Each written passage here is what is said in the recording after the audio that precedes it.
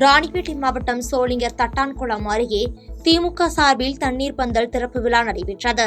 இதில் சிறப்பு அழைப்பாளராக கைத்தறி துணிநூல் அமைச்சர் காந்தி மற்றும் அணைக்கட்டு சட்டமன்ற உறுப்பினர் நந்தகுமார் ஆகியோர் கலந்து கொண்டு தண்ணீர் பந்தலை ரிப்பன் வெட்டி திறந்து வைத்து இளநீர், பழங்கள் போன்றவை பொதுமக்களுக்கு வழங்கி சிறப்பித்தனர்.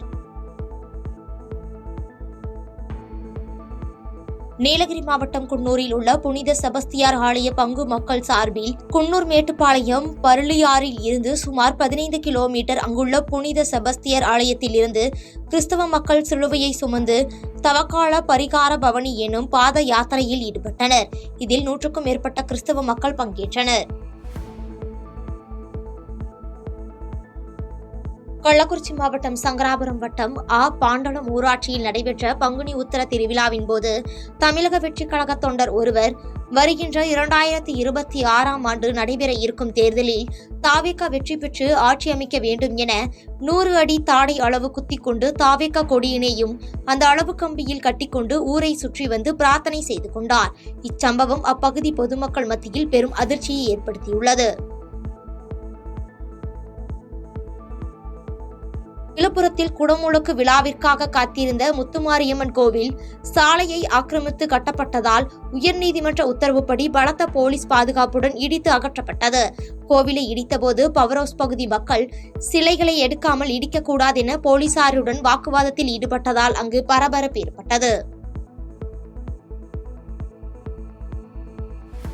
தமிழகத்தில் பல்வேறு இடங்களில் மத்திய அரசு கொண்டு வந்துள்ள வக்ஃபு திருத்த சட்டத்தை திரும்ப பெற கோரி இஸ்லாமியர்கள் கருப்பு பேட்ஜ் அணிந்தும் கையில் பதாகைகளை ஏந்தியும் கண்டன ஆர்ப்பாட்டத்தில் ஈடுபட்டனர். அந்த வகையில் சென்னை, திண்டுக்கல், திருச்சி, கடலூர் போன்ற இடங்களில் மத்திய அரசு கொண்டு வந்துள்ள வக்ஃபு திருத்த சட்டத்தை திரும்ப பெற கோரி ஏராளமானோர் கோஷங்களை எழுப்பி ஆர்ப்பாட்டத்தில் ஈடுபட்டனர்.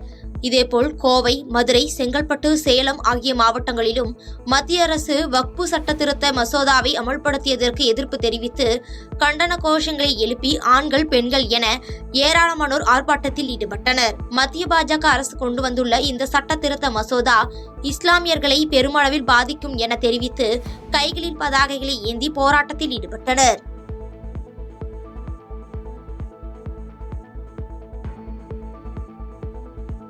பங்குனி உத்திர திருவிழாவினை முன்னிட்டு ஈரோட்டில் உள்ள ஸ்ரீ பாலமுருகன் கோயிலில் பெண்கள் தீர்த்தக்குடம் எடுத்து ஊர்வலமாக வந்து சுவாமி தரிசனம் செய்தனர். ஈரோடு சென்னிமலை முருகன் கோவில் பங்குனி உத்திர தேரோட்டம் இன்று வெகு விமர்சையாக நடைபெற்றது. இவ்விழாவில் ஈரோடு, திருப்பூர், கரூர் உள்ளிட்ட மாவட்டங்களைச் சேர்ந்த ஆயிரக்கணக்கான பக்தர்கள் கலந்து கொண்டு தேரை வடம் பிடித்து இழுத்து சுவாமி தரிசனம் செய்தனர். திருப்பத்தூர் நகராட்சி பாரத ஸ்டேட் வங்கி எதிரில் தமிழ்நாடு அனைத்து வகை மாற்றுத்திறனாளிகள் மற்றும் பாதுகாப்போர் உரிமைகளுக்கான சங்கம் சார்பில் தமிழக நீர்வளத்துறை அமைச்சர் துரைமுருகனை கண்டித்து கண்டன ஆர்ப்பாட்டம் நடைபெற்றது. மாற்றுத்திறனாளிகளின் ஊனத்தை குறிப்பிட்டு அரசியல் நையாண்டி செய்த அவரை கண்டித்தும் உடனடியாக மாற்றுத்திறனாளிகளிடம் நிபந்தனையற்ற மன்னிப்பு கேட்க வேண்டும் என்றும் அவர் பதவி விலக வேண்டும் என்றும் கண்டன கோஷங்களை எழுப்பினர். தருமபுரி அன்னசாகரம் சுப்பிரமணிய சுவாமி கோவில் பங்குனி உத்திர தேரோட்டம் வெகு விமர்சையாக நடைபெற்றது. இதில் ஏராளமான பக்தர்கள் கலந்து கொண்டு தேரை வடம் பிடித்து இழுத்து சுவாமி தரிசனம் செய்தனர். சேலம் மாவட்டம் ஓமலூர் ஒழுங்குமுறை விற்பனை கூடத்தில் தேசிய அளவிலான மின்னணு கொப்பரை ஏலம் நடைபெற்றது. இதில் கடந்த வாரத்தை விட கொப்பரை விலை உயர்ந்து 7182 கிலோ 12 லட்சம் ரூபாய்க்கு விற்பனையானதால் விவசாயிகள் மகிழ்ச்சி அடைந்தனர். தேனி மாவட்டம் சின்னமனூரில் உள்ள செல்வ விநாயகர் திருக்கோவிலில் மகா கும்பாபிஷேக விழா வெகு விமர்சையாக நடைபெற்றது. இந்த கும்பாபிஷேக நிகழ்வில் சின்னமனூர், உத்தமபாளையம், சீப்பாலக்கோட்டை, ஓடைப்பட்டி உள்ளிட்ட பல்வேறு பகுதிகளில் இருந்து ஏராளமான பக்தர்கள் கலந்து கொண்டு சுவாமி தரிசனம் செய்தனர். கரூர் மாவட்டம் அரவக்குறிச்சி அருகே உள்ள பள்ளப்பட்டியில் மகான் ஷேகு அப்துல் காதிர் வலியுல்லா 265ஆம் ஆண்டு சந்தனக்கூடு உருஷ் விழா கொடியேற்றத்துடன் சிறப்பாக தொடங்கியது. இதில் அரவக்குறிச்சி, சின்னதாராபுரம், வேடசந்தூர், மார்க்கம்பட்டி உள்ளிட்ட பல்வேறு பகுதிகளில் இருந்து 1000க்கும் மேற்பட்டோர் கலந்து கொண்டனர். வேலூர் மாவட்டம் சத்துவாச்சாரியில் உள்ள மாவட்ட காவல் கண்காணிப்பாளர் அலுவலகத்தில் மாவட்ட காவல் கண்காணிப்பாளர் மதிவாணன் தலைமையில் சமத்துவ நாள் உறுதிமொழியானது ஏற்கப்பட்டது.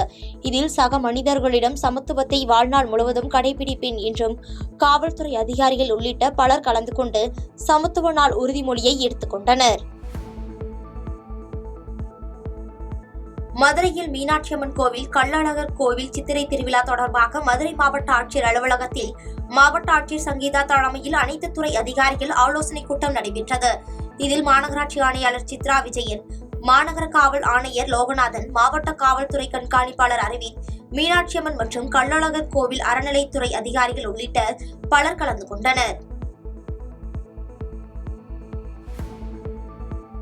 ராணிப்பேட்டை மாவட்டம் சோளிங்கர் நகரில் 28 லட்சம் ரூபாய் மதிப்பீட்டில் மாவட்ட கிளை நூலகம் திறப்பு விழா மாவட்ட நூலக அலுவலர் கணேசன் தலைமையில் நடைபெற்றது. இதில் சிறப்பு அழைப்பாளராக ராணிப்பேட்டை மாவட்ட ஆட்சியர் சந்திரகலா கலந்து கொண்டு குத்துவிளக்கு ஏற்றி வைத்து மாவட்ட கிளை அலுவலகத்தை பாதகம் செய்பவரை கண்டால் நாம் பயம் கொள்ளலாகாது பாப்பா, மோதி மிதித்து விடு பாப்பா, அவர் முகத்தில் உமிழ்ந்து விடு பாப்பா.